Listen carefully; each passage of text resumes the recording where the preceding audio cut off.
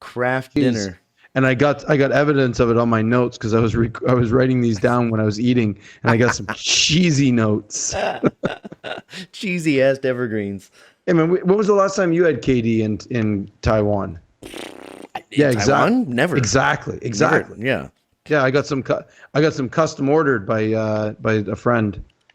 Oh yeah. See, I would like to extend that offer to people when I go back to the States this summer, but I plan on buying a lot of shit for myself, and I'm not really like a happy birthdayer or like just a random gift giver. This is delivered to my 7-Eleven by an import company. Oh, I'll give you some details later for it. It's a fun little thing I've learned about. It's not cheap, but it's worth it. I found out why this sound isn't working well, because my fucking left speaker's not working. That's why. Sound lady really messed things up here. You got a sound lady? Yeah. The sound lady also cleans my flat. Oh, no. Hey, we're live, buddy. Are we on the internet? We are on the internet. Oh, no. Hey, the left speaker's welcome back. To my Critters sound lady in did a great Taiwan. job. Welcome to Critters in Taiwan, a D&D podcast about Critical Role, where a bunch of nerdy-ass voice actors sit around and play Dungeons and Dragons. Yeah, they do. Yeah, they do. I'm Ben in Kaohsiung. I'm Tim in Taiwan. And we're Critters in Taiwan. Yep. How are you now, Tim? How are things over there in Taichung? I'm good, man. It's the countdown to the summer. I hear that. So it's the great melt. Yep. Everything's the big sweat is upon us down here in the south. We were up in Taichung, Miaoli area last weekend at the Woohoo Festival. Oh, I got you. Okay. It was a good time. Fun festival. I've never had a bad time in Miaoli. Yeah, I like it over lots there. Lots of cool campgrounds. We were on the coast this time, right on the ocean. It was nice. Right on the beach there. Yep. For a music festival or the EDM festival, yeah. Oh, electronic dance music festival. Why do they call them EDMFs? Come on. Shall we? Yeah, buddy. Guess what we're talking about tonight? Campaign 3, episode 60, I'm guessing? That's the number, the magic number, which has the grandiose title of Faith or Famine. Faith or family? Is there a comma in there? Famine. Oh, faith or famine? Faith or famine. Faith or femininity. I got you. Sense and sensibility. Faith and felines. That's a weird title for this episode. Because you gotta have faith. And felines. Or famine. Oh.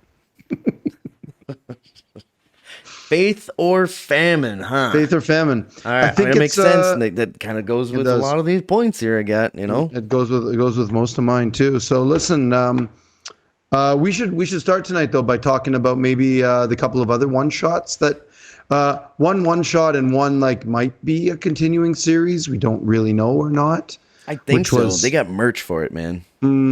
It's going to be their new system likely, right? Or it's going to be it's a precursor to their new system. So that was what you were predicting, I suppose. Yeah. Well, their new system, I hope. We don't know yet, but I can't see. Right? Yeah. I can't see. Well, Daggerheart is what the system's called, presumably. Right. We can talk about this if you want to, but I'm 99.99% sure that they're going to do a D20 system for the new one. I don't imagine they're getting away from all those dice. It's too big of a merch opportunity for them, and I like rolling lots of dice. The Candela Obscura is a D6 affair, so it's yeah. And then the Zelda one shot was also, I believe it also was, although there was D6s too. It was, but they used D20s to roll initiative, which I thought was kind of fun. Yeah. I wonder if it was that just was like oversight. There's like, fun how do we little initiate this battle? Just do initiative. Fuck it. just the initiative D20s. Yeah. Yeah. Yep. I don't have anything to say about the Zelda one shot. It was just like entertaining and just, It was. I will completely agree with you on that. It was hella entertaining. it was good. I enjoyed the shit out of it. They were having a great time. It was sublimely ridiculous. Mm-hmm. The amount of engineering stuff that was going on in that one shot was wonderful. It felt like they were all artificers. They were just constantly building things and putting things together and putting this on this and attaching that with rope, and then it became a thing. Yeah. And it became more powerful or less powerful or exploded or did all kinds of nonsense. And I kind of enjoyed that. It felt like a little bit of it felt a little bit like Dr. Seuss meets do you remember the Fraggle Rock?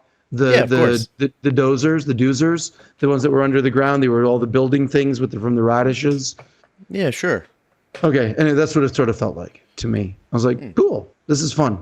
Weird little engineering structures with Dr. Seuss. I liked Matthew's kind of like, he seemed like he was kind of surprised, like, oh wait, I have no stamina left, so you just do damage. Okay, like he was constantly just like, oh okay, yeah. And then this happens. It was kind of fun to see him not out of his element. That's not quite the way to put it, but just like, oh yeah, you just do damage. How much do you do? It was just a good time, supremely entertaining. Very fun, very fun. They had a blast. It was based on a Nintendo game system too, or something like that. Like the gaming system itself, the tabletop game that they were playing was based off of another gaming system, a Nintendo-based gaming system or something like that. They said at the beginning, I don't really remember it, but kind of fun to know. Oh, yeah. Candela Obscura. What do you got to say about that? Couple of things. Go.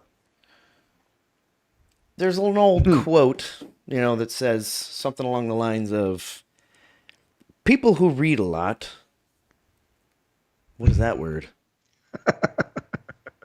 Oh, people who read a lot leave a lot of books unfinished. I can't read my own writing. You struggled with the word leave? Yeah, it looks like leam.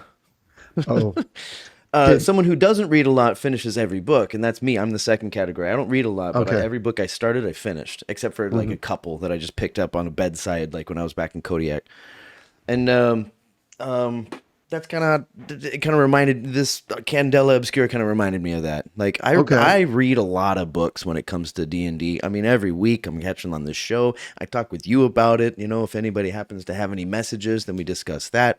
I'm fairly well versed, and I also don't leave any episodes behind, but I do read a lot of D&D, just whatever's on this show. Mm-hmm. And, a reader, a very avid reader, always says, like, it's okay to put a book down and abandon it. It's if you do, then the author has failed their job. Doesn't necessarily mean they're a bad writer. It just wasn't for you. That's it. That's right. And that's how I felt with Candela Obscura. Yep. It just didn't grab me, Mm-hmm. I found myself constantly just thinking of other things, getting distracted easily, even though it was the only thing on my phone, on my balcony. I was just, other thoughts were coming up, and like, all right, well, I guess it's just not for me. I'll second that. Also was not for me. But that's not all. That's not just because of what it was. It's because of what that genre is for me. I'm not super interested in other TTRPGs. I like D&D and I like sword and sorcery. That's my jam for tabletop RPGs. I like all I know. Yeah. Yeah. Well, it's not all I know. I've played other ones as well, but I didn't really enjoy them as much. I don't really like steampunk. I don't really like. This felt very Dickensian. It felt very. It just not my jam. I don't particularly like that kind of genre. So it didn't really catch my attention either. There are not enough fantasy, a little bit too gritty realism. Starting with the colors, they're all greens and grays and browns and earth, these kind of dreary colors, which doesn't really do anything for me. I'm like, I like those colors that you just mentioned, but Yeah, not magical enough, not pop enough. I could be convinced, like if someone said they're like, "Well, here's why I liked it," and you put, like put in a comment, or if I run across somebody who's like, "Oh, Candela Obscura is like the best thing I've fucking seen," I'm I could sure be there's a swayed. lot of I'm people out there sure, that feel that. yeah. And like I if bet I there's a hear bunch of people that somebody love it. talk about it and they're like, Yeah. holy shit, that was amazing, I'll be like, okay, well, I'll give it another shot. Like I say, I'll try anything twice. One thing I did like about it was and I thought it was a huge opportunity for Matthew, was okay, so like 1 through 3 is a fail, Mm-hmm. 4, 5 was a mixed success, I believe is their terminology, Mm-hmm. which they also used in the Zelda thing, right? And Yep. then a 6 is Yep. just success. And Success.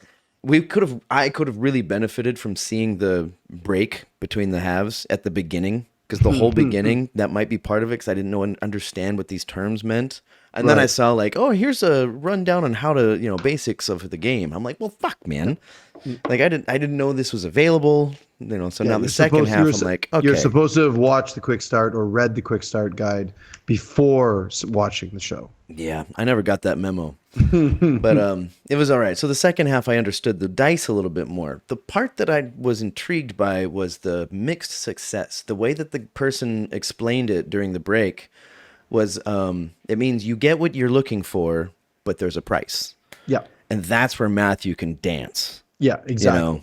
And Yeah, like it's where where any DM who's playing this kind of system can dance. Yeah. It allows all kinds of fun. Yeah, it's like the Raven Mother. What the fuck is she called? The Matron of Ravens with Vax. Right. He's like, hey, here's what I want, but there's a price to it. And she's like, okay, we'll be in touch. And you find out later what that price was. That's I mean, that's where Matt's bread and butter is. So Right. I can see how it could get that good as far as storytelling, but I don't know, without the there was no, I don't know, it was just like a story, like a choose your own adventure story that I wasn't getting to choose. Sure.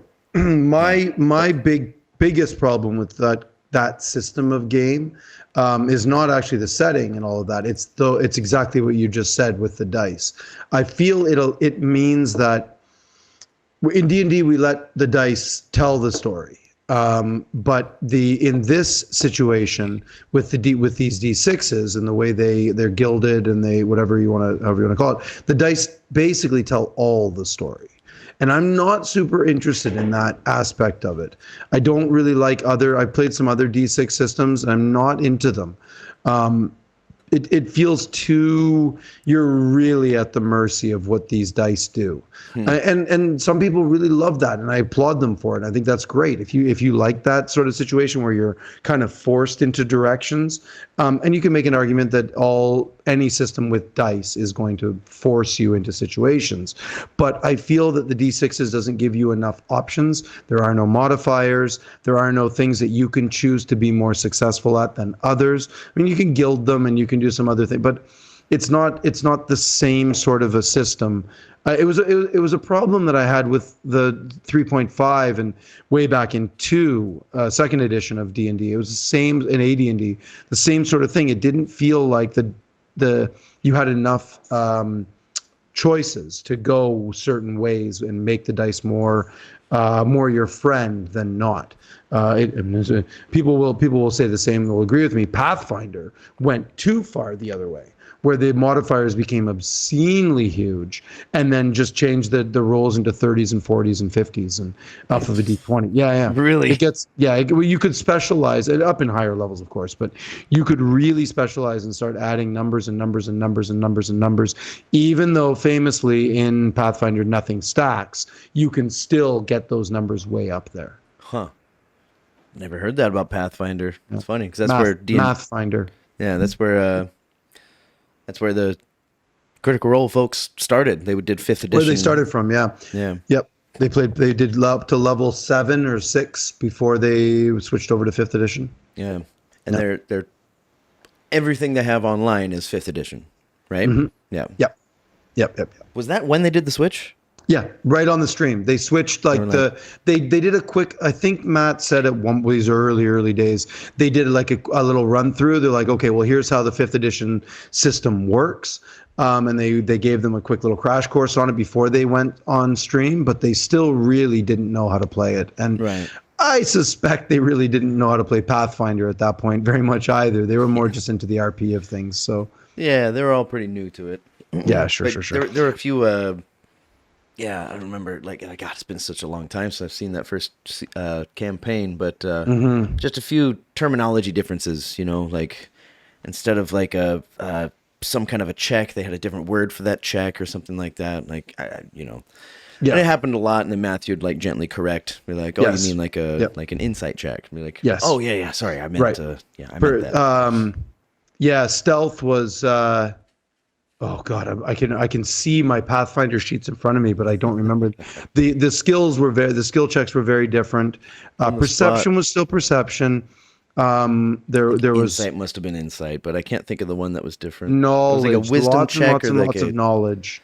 Well, Pathfinder differentiated all of the knowledges as opposed to just a history or a general thing. There was knowledge, religion, knowledge, dungeoneering, knowledge, arcana, knowledge, like all the different knowledges that you could put together, and then all the rogue stuff had different ones. Languages were skill checks. You put that was one that came up. Can I do a knowledge check? Be like, you mean okay? Let's do arcana or or history or whatever. Totally. Yeah. Hey, let's get into this episode though. Yeah. Okay. Unless you got more to say about. You got enough about Candela there? Yeah, I mean, like, I may or may not check out the next one. It's just, I guess if I have spare time, but that doesn't come up these days a lot. No, it's getting less and less and less, isn't it? Yeah. Yeah. Anyway, hey, did we get any? I didn't check comments. Oh, I didn't look either. Yeah. Oh well. Geez, poor us. Thank you for commenting. We appreciate you a lot. Keep it up. Hey, that's how we keep in touch with you. You're the best. We'll check it out later. Sorry.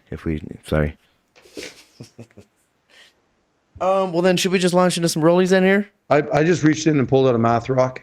I'm ready to go. Okay. Hey, for the first time in a long time, my Ford dice. The Ford dice won. So ooh, let's see how it does. Expect to win a lot. Let's get the rollies going then. I don't even really have an idea where I'm going to start here. Whoop. Oh, damn it, Tucker. Oh, that's a 9. I rolled a 15. Okay. Then, I'm going to start at the start because that's a good place to begin. And I'm going to talk about when they were at the gallows. When they remember as they were approaching, wicked Curse of Strahd vibe there too. With the mists and the graves and this gallows thing that was going on there. That's a really, people know, and even as soon as they talked about it, so that the first time I watched these, I watched them twice.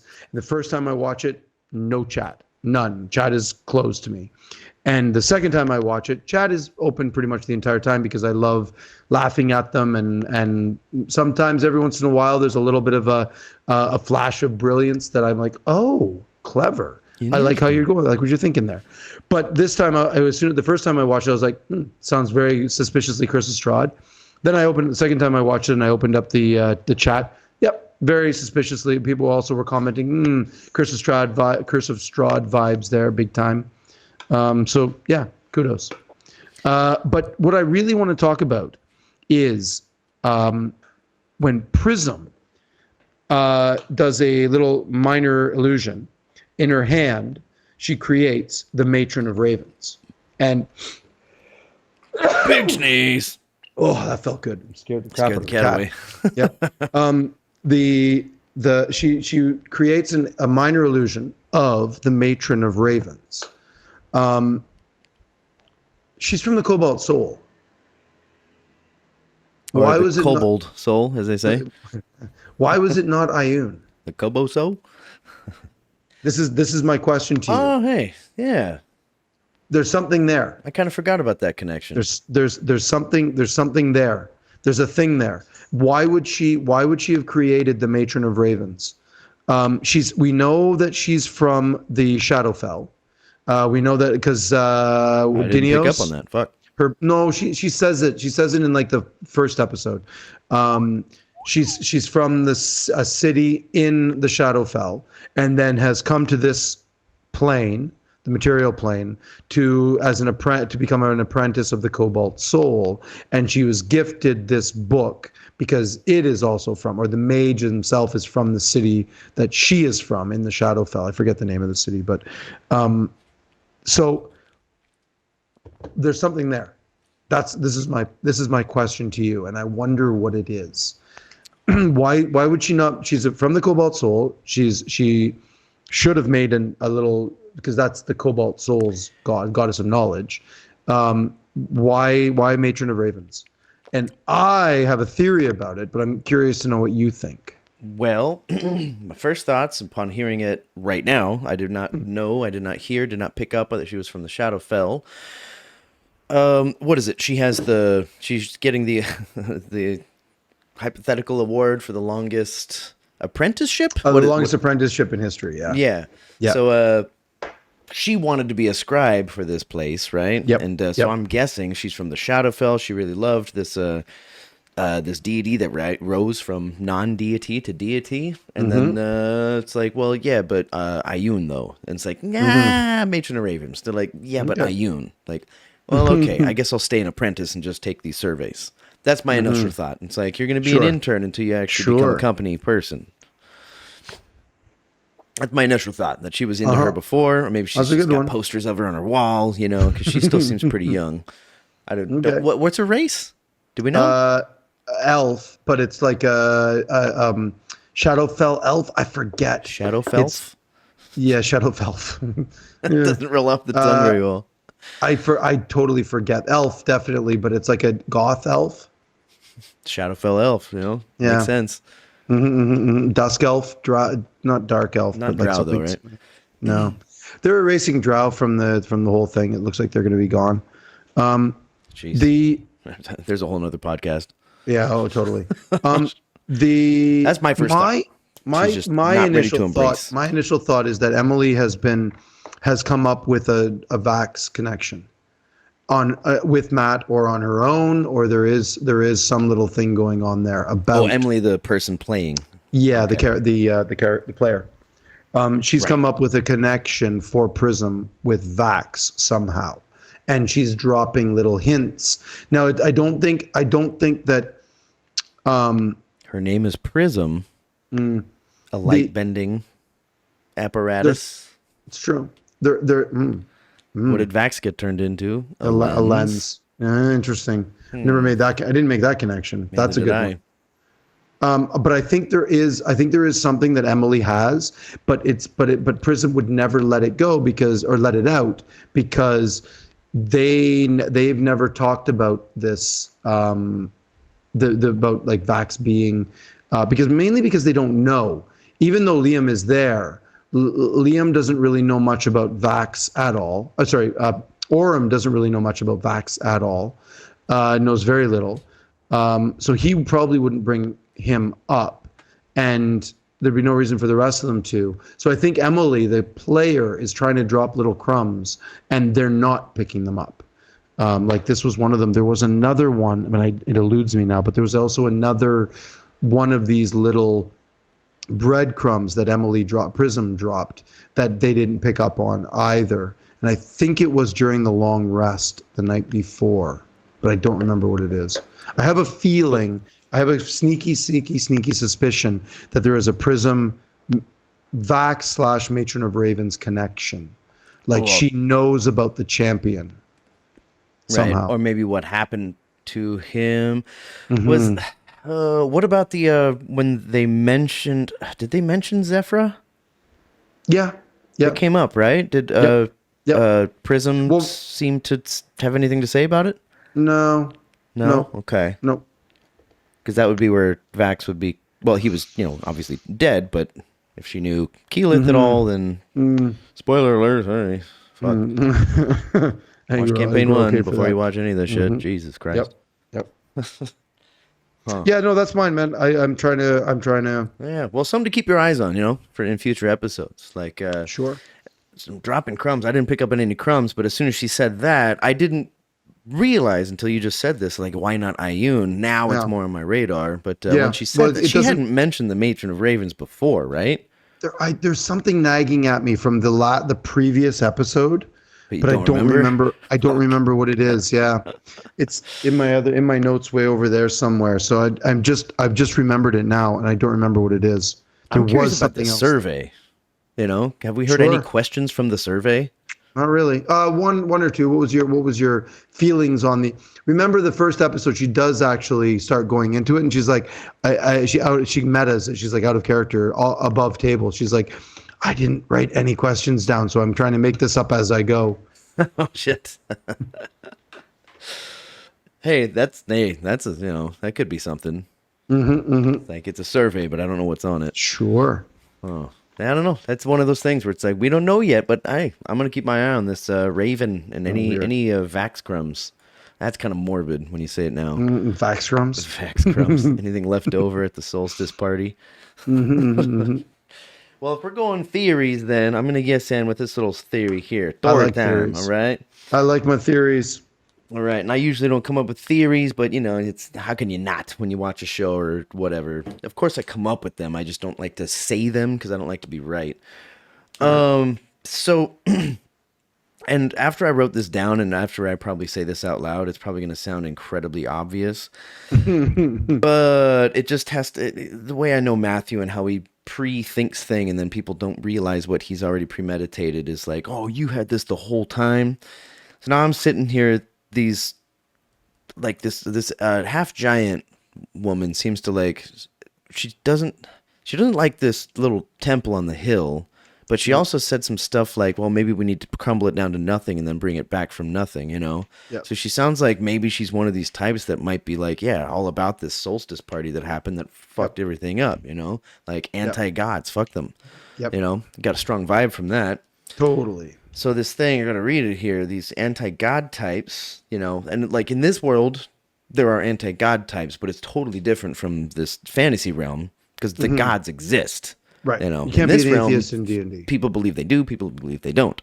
There's probably some whack-offs in this fantasy realm that don't believe that gods actually exist, but those people are whack jobs. They're just flat out wrong. You can't be an atheist in D&D. You just can't. It's impossible. It doesn't work. Yeah. So these people who are against the gods systematically placed these kinds of oppressive temples guard presences. And my question here is, I'm curious how Vasselheim feels right now because it must be a shit show up there. Yeah, it absolutely must be, and it must be insanity because they're half of their magics probably aren't working. Yeah. Like a bunch of stuff must be going completely haywire, or maybe not. Open to attack. Perhaps there could be a lot of really bastion shitty things going on of a place. Yeah, dude, it could be all kinds of chaos. It could be, who knows, right? There could be a fucking Titan coming up on them again. Like in the first campaign. Oh yeah, maybe be. That's probably not yet. There's probably a little more time. That's an interesting idea because you get the feeling that although she doesn't really talk about it, Abadina talks about that's the half giant. That's the half giant. Yeah, fun quick little note there. Do you know why they're calling her half giant now and not what was Grog and all of them? They were also half giants, but they called them Goliaths. Goliaths, yeah. Yeah, is that one of those things from the thing that happened months ago? It looks like it. Yeah, it's going to be. It looks like it's gone the way. But anyway, I'm not sure about that one. It just feels like they're moving away from the terms. The words, man, giving words power is always scary. I don't like this. I don't like this at all. Yeah. Words in and of themselves don't have power. Mm-hmm.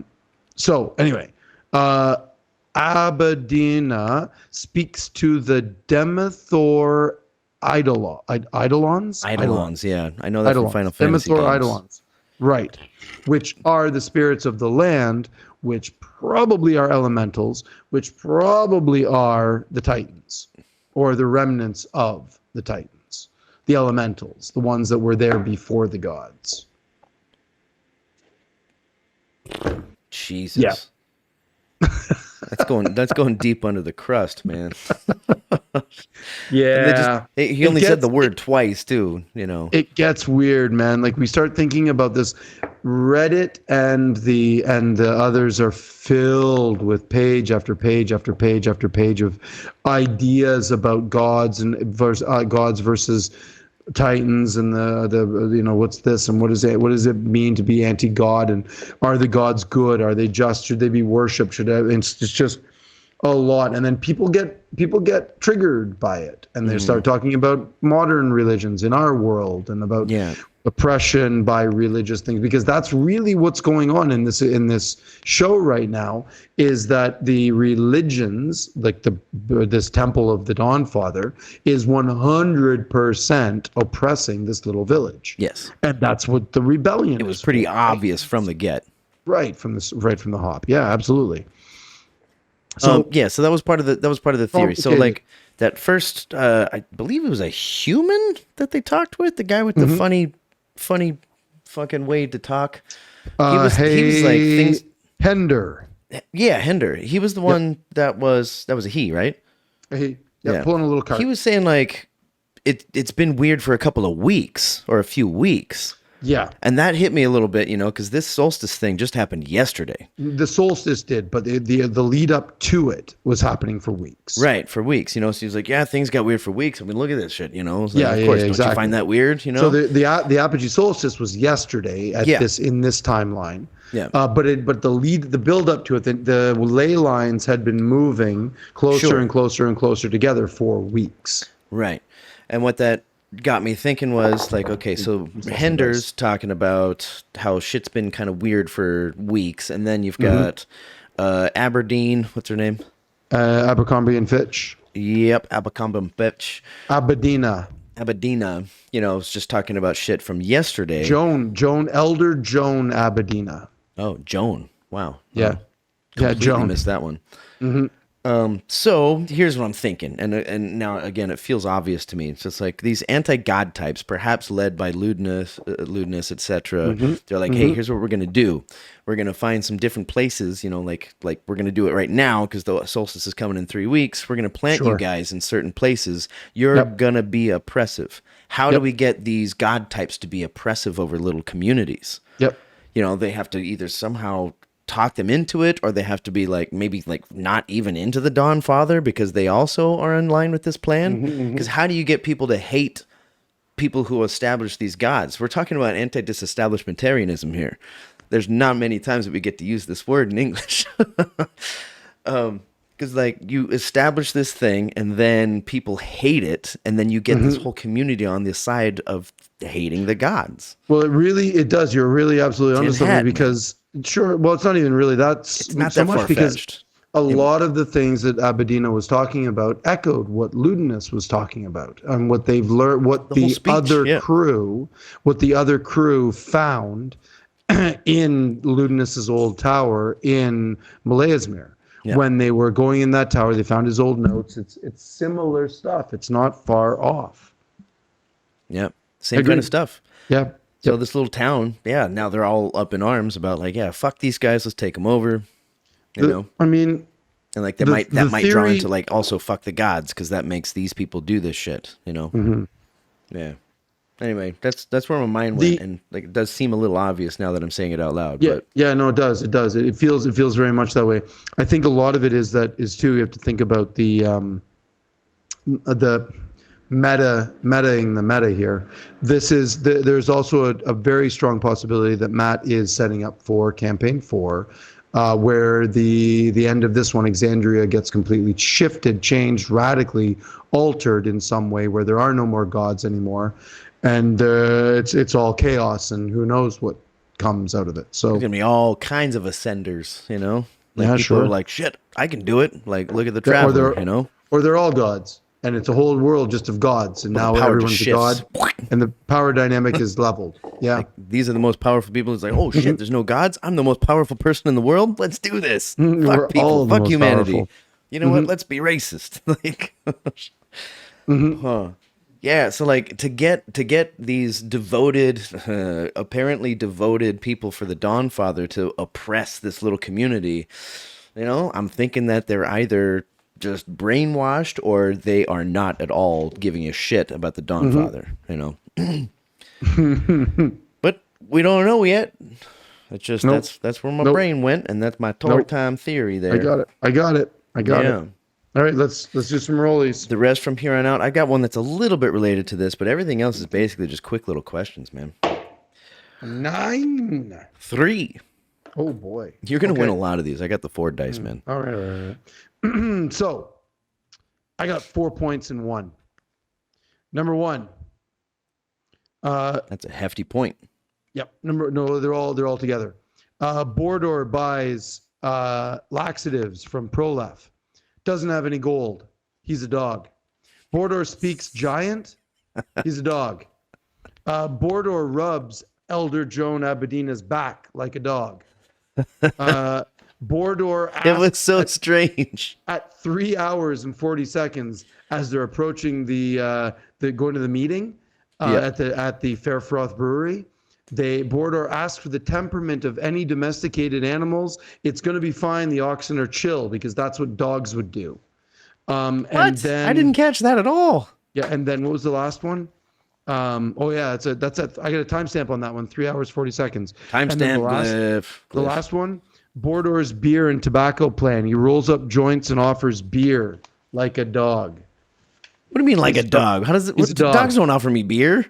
Well, no, but dogs would definitely get you stuff. Hey, fetch, go get me some stuff, and then they'll bring it for you. Yeah, That's what dogs do. All right, that one's a little weak, but The other ones are can't good. all be gems. But anyway, listen. What my point is, everything that Bordor does is like on the cusp of being what a good boy would do. Yeah, what a good boy. I like it, in the last battle, he's like, I'm just going to lay down. He's like, that's what doggies would do. I don't like this, man. I'm going to lay down. No, but he didn't say lay down. He said, I'm going to go prone. I'm going to go prone. Yeah, sure. Exactly. But at the 3 hour point, he literally asks he's like, are there any domestic animals around? And he's like, well, Matt's like, there's some horses, there's a livery, and there's some ox and that. And he's like, okay, I want to know about the temperament of all these domesticated animals. And Matt's like, they're just sort of eating their hay and doing whatever. And he looks around the table and he's like, guys, it's going to be fine. The oxen are chill. It's all good. That's what dogs would do. Yeah. Look at all these animals. Don't do that on the other side. Okay, now you can.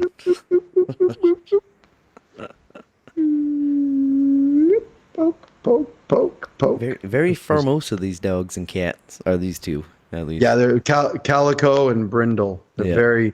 Brindle? Calico. Very, very Formosa. Brindle? Yeah. Calico. Is this how's your connection with this cat here? This one. This is the sweetheart. She's a good one. She's a sweetheart. Yeah, that's probably why she's there. Yep. All right. Well, then I'm gonna continue on with what you were saying. Go. And what's his name? I don't know his name. Bordor. The guy. Bordor Dogson. No, the guy. Utkarsh. Utkarsh. Utkarsh. Yeah, I forget his Utkarsh. Damn it, I don't remember his. It's not an easy name to remember. Nope. It's just so far removed from Tom or Steven. Yeah. When he says, I guess when Bordor Bordor says, yes. It's like Bordor, Dogson. I'm Budkar. My dad was an actual dog person, dog trainer, and he pauses right after that person. And I was like, I had my phone plugged in behind me and I was looking at stuff on my iPad on my balcony there. And I heard that pause. It was a pregnant pause. So I was like, okay, hold on a second. I got to go back and look at this. And I went back. There are 6 people at the table, 1 DM. I had to go back 7 times to check everybody's reaction or lack thereof. Okay. And this is kind of a biased opinion. I went in thinking like they're all going to be putting on a poker face. And there are 2 people who we know at the table who do not have great poker faces. Oh, yeah. Matthew and Marisha. Yeah, bad. Terrible. Oh, speaking of, did you see the cool little Instagram video that they put out yesterday? Woo! I don't have them on Instagram. Oh, yeah. Marisha, spoiler alert, Marisha lights herself on fire. It's fucking amazing. Yeah, literally on fire. What? Yeah, sorry. It's, yeah. Very Just cool. send me a link or just send me something to Sure. search Sure. when we're done here. Sorry, it just popped into my head. So Matthew didn't seem to flinch from his poker face, but when I looked at all their faces afterwards, of course, it's a confirmation bias. It's like this looks like poker faces. Yep. Liam, I couldn't tell. Taliesin, I couldn't tell. The new people, I just assumed that those are poker faces. But Marisha, what she does, and this has been like researched and confirmed with her little poker face, it can be seen as it's just like when you play poker with a person, you understand what they do as a tell. Sure. Right? Like we've done with Matthew, we can kind of tell what he does a little bit. Sometimes I'm like right half the time. With Marisha, it's like 80%. I can see that she's hiding something or not acting. She'll raise her eyebrows and bring her chin in like this, and just look at Matt like she's waiting for Matt's response to something, you know? So she'll just do this and just like a tiny little smile, and she won't look at the person that just said something that she's poker facing about. Okay. And she did it this time again. So she's sitting there like, my dad's an actual dog person, you know, with that pregnant pause, she went and just looked at Matt, just looked at him. So we don't know, but we're pretty sure. We're pretty sure. We're pretty sure. And yeah, like I couldn't really tell with the new people. Like with Amy, face could be a poker face. I'm assuming it was just because, you know, if I went the other side and be like, no, they're not poker faces, then I would believe that. But I don't. I have a suspicion that they also don't know it, but they are fairly certain of it also. I don't think he's let shoes. I don't think he's let the dog out of the bag yet, but I think they all suspect. Bordor, dogs. I mean, if it isn't, it's a fucking great con. It's a wonderful red herring if it's not. Yep. Like, why is he a half elf? Because why not? I mean, is like Ludinus did it? Like, you know, like is Ludinus even a half elf? Is he an elf? No, he's a full elf. Yeah, he's an elf, right? Yep. Jeez, yeah. He's a dog. Well, that's my SN. Are we rolling again? Force. He was a temple was that my official. SN? Yeah, that was my SN. Yeah, that was your SN. Let's do another. Okay. I can blast through like quickies, man. Yeah, same. Natural 20. 14 right next to my 20. You're gonna win all these, dude. Yeah, it looks like I'm gonna. Okay, so yeah, I've got sort of I've got another one. That's not good enough. She's a spore druid. I don't really know what that even means. Here's just a real quick one. Kudos to Amy for she's really improved her D&D play. Her D&D play has gotten much better. I strongly suspect that she's got a home game going on because that makes sense. Her actual like dice rolling and the way that she's doing things it has really improved a lot. So that for me has really gone up. But I will say one thing: her grasp of physics might not be the strongest. The idea remember when they're assaulting the temple and the Abadina is like bringing vines to crawl up to the sides, and Amy's like, I take my whip and I whip the vines and I climb up with my whip.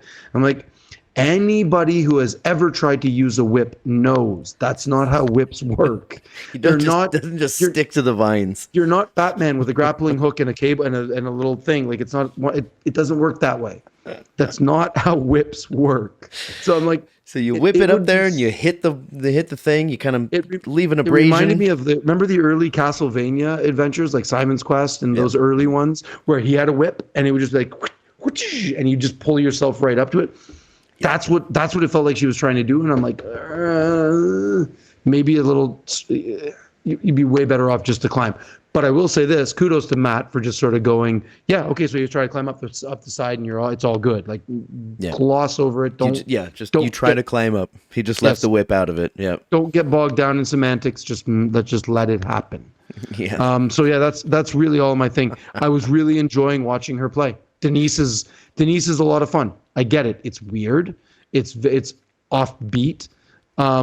Which, if I may, makes me wonder about, this is something that just it occurred to me last night and it just popped into my head again. I wonder if, like, Denise is a weird character. Prism is an odd character. Bordor is fucking bizarre. These three, I wonder when Matt was like, "Hey, you're going to be the new guests on Critical Role. What characters do you want to do?" And they all said, "We want Marissa Tomei." No. yeah, we want support characters for the cast." And because that's generally what Frida and Deanna definitely were support characters for that other side. Yeah. This feels completely battle, different. emotional, This sexual favors. Sure. These three feel like Matt said, do whatever the fuck you want because I have reasons for it. And it's very much the reason is shit's just been sort of popping off at random. People have randomly been disappearing and bamfing in and appearing. So a lady with a clipboard looking to complete a survey and a border collie that's been polymorphed into a half elf, like true polymorph into a fucking half elf, okay, granted, Denise was a little bit of a character from Narrative Telephone and was mentioned in EXU. Yeah, she's a callback. A callback, but still, what the fuck does it make any sense why she would be there? So there feel like three completely weird, random characters. So it's an easy choice for her because she already has the groundwork laid for her. It's like, okay, let's just do that one. Let's keep it easy. But could have really done anything. So I wonder if Matt sort of said, do whatever you want. Do whatever you like to do. Just do it and it'll fit because it's going to be weird. Because this party of six. This party of six makes no sense. It is about as random as it possibly could be. Doesn't really make any sense at all. The only one that really has healing is Bordor because we suspect he's a divine soul sorcerer. That's it. Good suspicion. The fact that they don't like battle, that just makes me sound, like, because he used to be a dog. Dogs don't like to fight. I mean, most dogs. He used cure wounds, and only divine soul sorcerers they're the only sorcerer that gets cure wounds. Okay. Not completely true because there's ways to get other magics, but it's the only sorcerer that actually cure wounds comes built in. And how many motherfuckers are homebrew? Yeah, that too. Yeah, Matthew could be like, you can be anything you want. No, seriously, mix some shit together. Yeah. Like look at Frida. Sure. 3 classes. Let's go. Let's figure it out. Yep. Huh. Shit. Well then, I'm gonna ask about this. This is more like I don't know how this works, and I don't know if the wording is right, but you might know because you have a lot more experience in this game than I do. That's basically where my next points are all going, is where I've got experience in the game, and even then I had to look stuff up. Go ahead. That'd be great because I think most of mine is basically banking on your experience. The spell that requires the blood, right? First of all, I know that this was going to be one of my points. This is probably going to be my next point. Okay. Summon greater demon. Right, because I know that Ford had this, right? Mm-hmm. And they did bring it up at one point. He was like, you guys have been battling enough that we can retcon and say that you have been picking up on this shit. Yeah. And it seemed to work out okay. Mm-hmm. The wording that they had in this episode was like, killed within 24 hours. That was what they said in campaign 2 as well. Right. Yes. Now, does it have to be killed? Why can't they just be dead? What if it's natural causes? It has to be because the idea is that it murder. Does it have to be manslaughter? It has to have been killed. Yes, because you're summoning a greater demon. So this has to be blood that is the idea from something like somewhat evil. Yes, exactly. That's the sort of the general feeling for it, is that it can't just be you can't just somebody who died of natural causes. No. It's got to just go in there and take their blood because that's pretty evil. It's like, I need this for an evil spell. Yep. Can I get some of your grandma's blood? Now here's the big wrench in the monkey. This is like the third time. Monkey. This is the third or fourth time that Matt has messed this spell up because it's still wrong. He still got it wrong. The vial of blood is completely optional for this spell. The way it works is, and I know this because this came up in campaign 2, and I'm like, wait, what? So I looked it up, and I'm like, oh, you don't need a vial of blood. The material, it's VSM, it's all 3. You need a vial of blood, material component, vial of blood from a humanoid creature killed within 24 hours. The problem with it is that the blood doesn't have to be used. You can use it to use the blood to draw a circle around the caster so the demon can't touch you or target you. Oh, but if you don't use it, then you could be a target. 100%. So it's just a berserk animal that you bring into the field. Remember when Ford would constantly summon the Bulgura? Yeah. And then it would like go nuts and attack everybody. Right. So that was a greater demon. Now he would summon it and then it could attack him. But if he drew a circle around himself with the blood, then the demon can never attack him.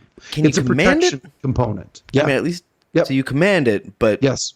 So you can say attack. And you don't know who it's going to attack. Yes, exactly. You can. That's it. And it just goes. And just like Matt will roll a D8, and he's like, "All right, that's on you." Okay. Yep.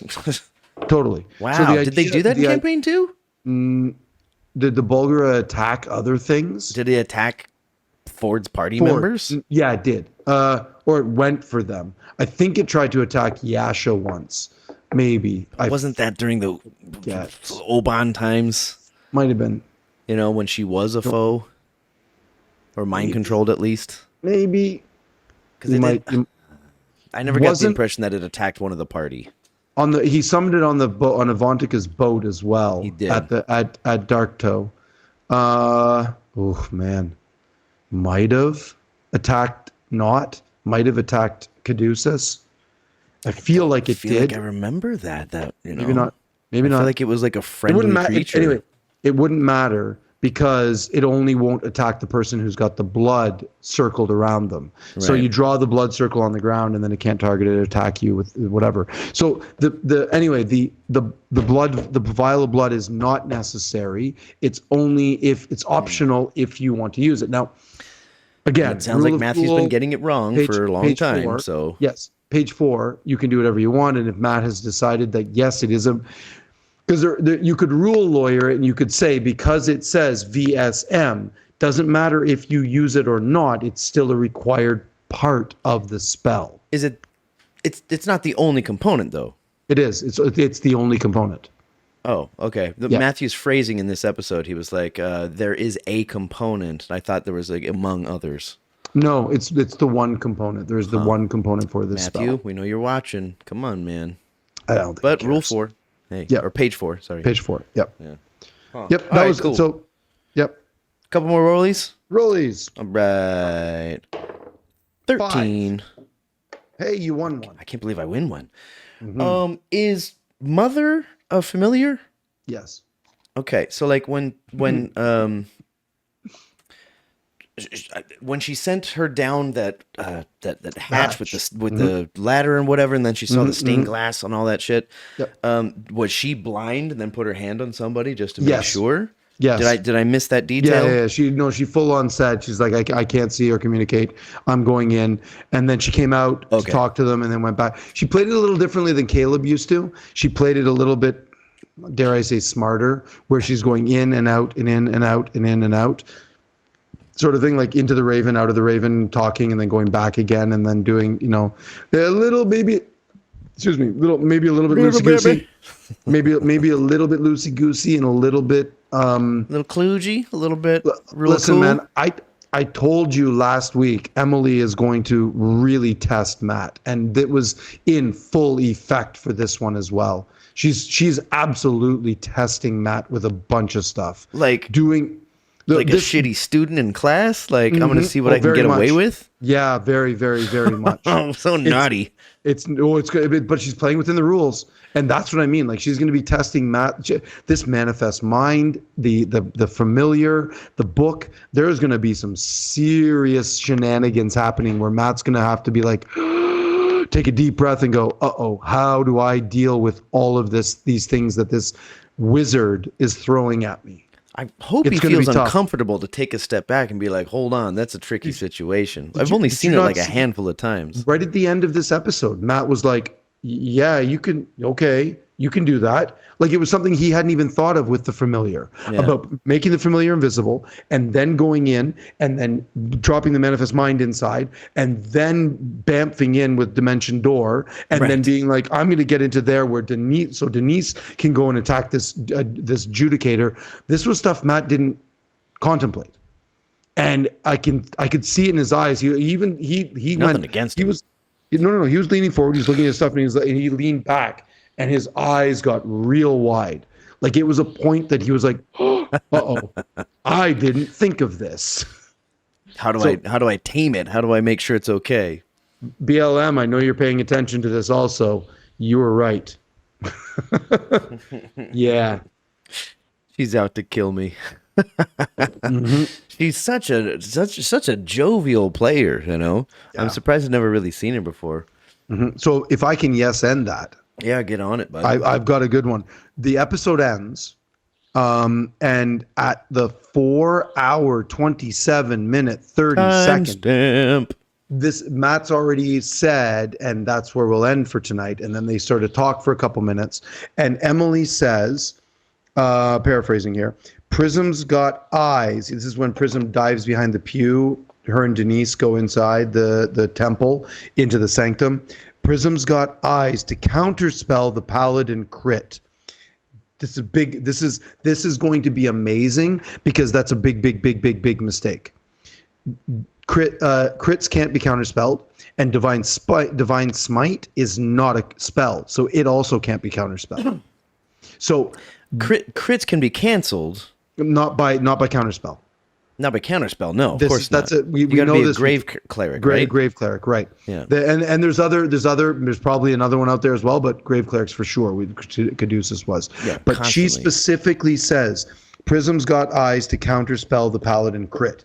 Now, in my mind, what she's referring to is what Archon the Cruel did in Campaign 1, where he had the record for the most amount of damage when he critted Divine Smite, doubled all those dice, and then it was like 120-something points of damage, right? Yeah. What's his name in the pit on Ford? The Battle Royal that they did. Again, what was his name? The guy that had the axe, and he also critted. He critted Ford and pumped a Divine Smite in and put Ford down in like 2 rounds. Oh, this was a one-off, right? That was no. This was like where they went in to find. They were in Rexentrum and they went to find the Fight Club, the underground fighting ring where Yasha got her shit kicked out of her. Anyway, this is why paladins are super dangerous, because if they crit, and some paladins, like if they have special feats or abilities or whatever, crit on a 19 and 20, if they crit, then they can pump the divine smites in and all of those dice get doubled as well. So Emily's logic here, if I'm reading into it, I'm assuming, but I'm intelligently assuming that she means that she's going to block that divine smite. Cannot be counterspelled because it's not a spell. So it's going to be fascinating to see what happens, because if she does and she tries to counterspell it, is Matt going to recognize that that's not a spell, or is he wrongly going to allow her to counterspell it, or is that going to blow up in Emily's face and be like, yeah, Prism tried to counterspell something that can't be counterspelled, and Denise dies as a result of it. Right.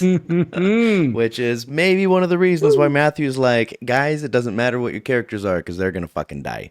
Maybe that's a high option here. We're level 8 or whatever, right? And these people might be fucking 15, 9. Just like level 9. Oda Hantul, she wrecked him. Damn near killed him. Wrecked him. And she was just 15, like double their level, a little more than double at the time. Huh. Yep. There's also not, I didn't see Matthew's face or his reaction at that point, but he might be sitting there and just be like, yeah, maybe good luck. The episode was over at that point. I think he just wanted to wrap things up, and there was they wrapped it up pretty quick after that. Yeah. Well, there's an interesting thing that happened there, right? All all of that map and the minis and everything were all on the table from WizKids. Not a sponsor for this episode. So did you notice that when they were not a sponsor for this episode at all? Not on the underneath thing. They weren't mentioned. Nothing was said about them. So guaranteed they're going to be a sponsor again next week, and they will be. This will all be brought to you by WizKids. Right. And how many sponsors do they have, and how many do they bring up each time? They only had. I write them down every week. They had two. They only had one, which was D&D Beyond, because we had the Nat 20. Sam was dressed up as the dice. Nathaniel Nat 20.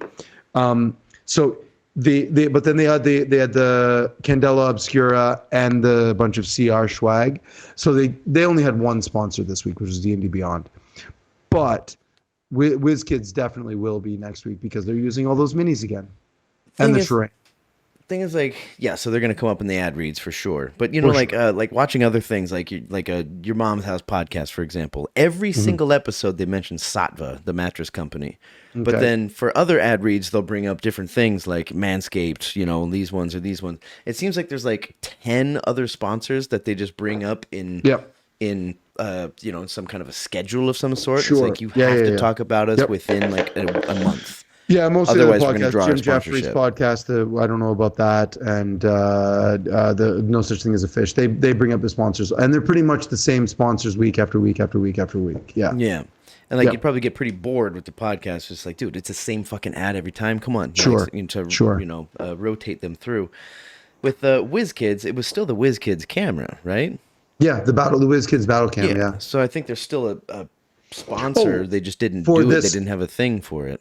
For this episode, no, they didn't do the battle cam. They didn't. For this, no, in this episode. So at the end of it, Matt brings out the face. He brings out the facade of the temple, and then he pushes it aside and brings out the inner sanctum part of it, and drops that down. Fucking sick. And then he puts them all in, and he goes, and that's where we're going to end tonight. Yeah, There was no battle cam. There was no mention of anything. There was no post. Everybody flipped out. Zoom in, what? And two maps, unprecedented. Yeah. Which I don't know if we need to roll for this, or if I can just go into this. Just go into it. We're already over an hour here. There was at 2:48:16 graphics of timestamp. I actually left off the first part of the quote here. We would like to help you, or we could help you. And then Aberdeen, whatever the fuck her name is, she said, Aberdina. I would want you to help us. I remember that moment. Which Orms responds with, that could be arranged. What do you need? And my first thought was, all right, we're getting close to the end of the episode here. I wonder if that was a scripted moment from WizKids. We need to get some battle in, guys. It's been almost a whole episode without it.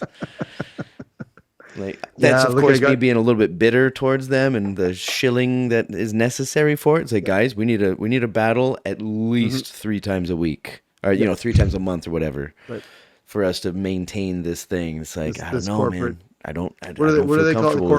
Corporate synergy, I believe, is what they call it. Yeah, that's what WizKids would call it. Sure.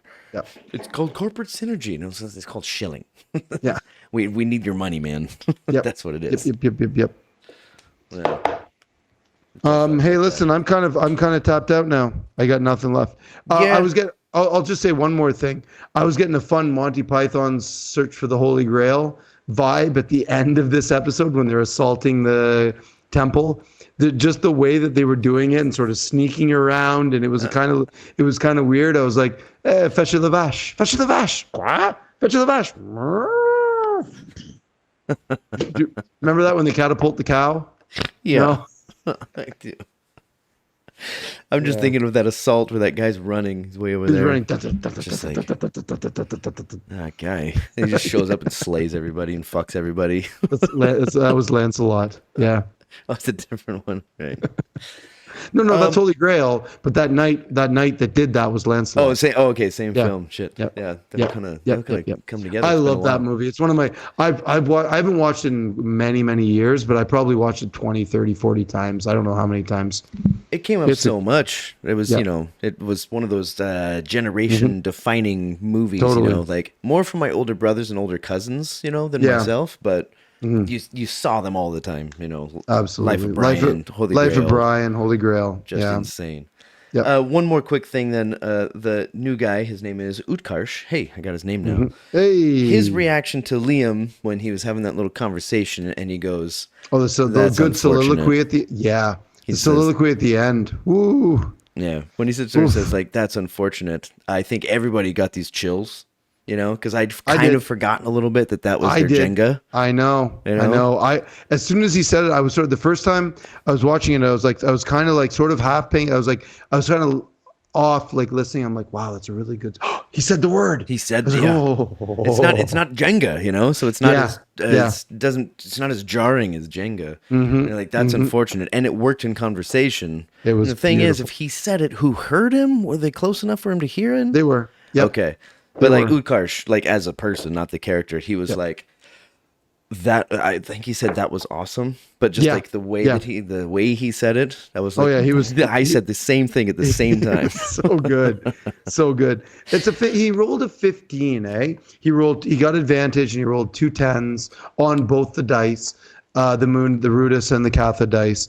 And he rolls the 15. I'll bet it was 17. I'll bet the DC was 17. That's a number. Matt likes to use these odd numbers, whereas like in the DM guide and a lot of modules, they're always like it's 10, 15, 20, 25, 30, 35. Like those, that's how the numbers go. Matt likes to use the in-between numbers. He likes his 22s. Yeah, you know. where it's like a 15 isn't good enough, but a 17 might sway them.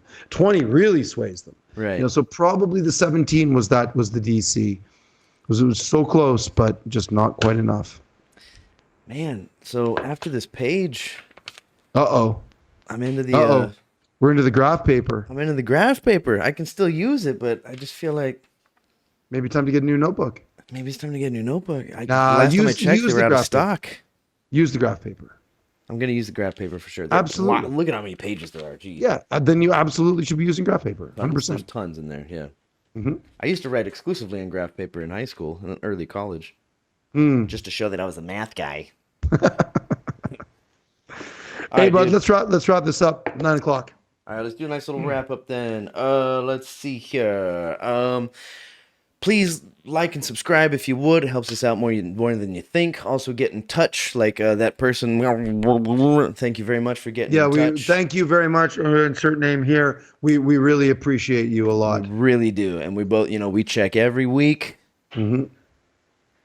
That actually is kind of true. It's just been 2 weeks this time, Yep. so we kind of missed a week, and then we were on last week. yeah. But also the last one, didn't we? Like, I had to re-upload because of some shit, or was that the week before? No, that was the week before, I think. Ah, fucking That hell. might have been 3. That might have been 3 weeks ago. Jesus, man, we're just all out of sorts. All right, like, subscribe. I don't know what's going on anymore. Follow us on Instagram. I'm drummatucka. He's bengreenspoon. Mm-hmm. He's bengreenspoon on everything. I don't use the Twitters and all that stuff, but I am on Instagram. It's album's coming out real soon. We got our first master back, expecting the second and maybe Cool. third within the next couple of weeks. We're gonna have a nice little release party tour around the island with a band from Shinju called the Cuervos. They also released something, a 4-song EP. We're going to be hooking that up after everybody gets back from summer stuff. So follow me at drummatucka on Instagram and get that information there. Am I leaving anything out? You're good. Oh, we got a 4-sided dive tomorrow. We do. Hell yeah. First week of the month. Wednesday. The cast is, I believe it's like, it's the Laura Bailey, it's Ashley Johnson, it's might be an Abria, it might be. I saw the thing they put it up on the Instas. It sounds like a banked episode, like when they did a while back. I forget who it is. Just to give us some fucking content. I'll tell you exactly who it is here if you keep talking for a minute. All right. It's going to take him a whole minute for him to find this, so I got to fill up a whole minute. with my glorious voice. And hey, this microphone picks it up real nicely, doesn't it? That's why I don't have to wear headphones. It looks like the four-sided dive is an Ashley Johnson, a Laura Bailey, Liam O'Brien, and a Marisha Ray. All right. Yeah, sounds like a banked episode, from the other side of the thing. Good time to talk about it, though. It might bring up a couple of things that I don't know. This we got other half is kind of infant still. We got two from Team Hells and two from Team Bells. I'm not sure that's how it works, Ben. What? What do you mean? We'll talk about it next week. Hells, Bells, Bells, Hells. Yeah, it's not like Hells and Bells, Ben. I thought they were Bells and Hells. Okay, no. Ben, you gotta take a nap. The animals have left. They don't understand what the fuck you're talking about, man. This guy's off his shit. They're all gone. Yeah. All right, well, hey, dude, if nothing else, don't forget to love each other. And is it finally tomorrow and Friday? Yay. Peace, everybody. Where am I going? There I am right there. Peace. We'll talk to you soon, Ben. Take care. Night. Take care, not take care. That's I said I choose my words. You choose your words? God damn it. Okay. I'm done. Night. Okay.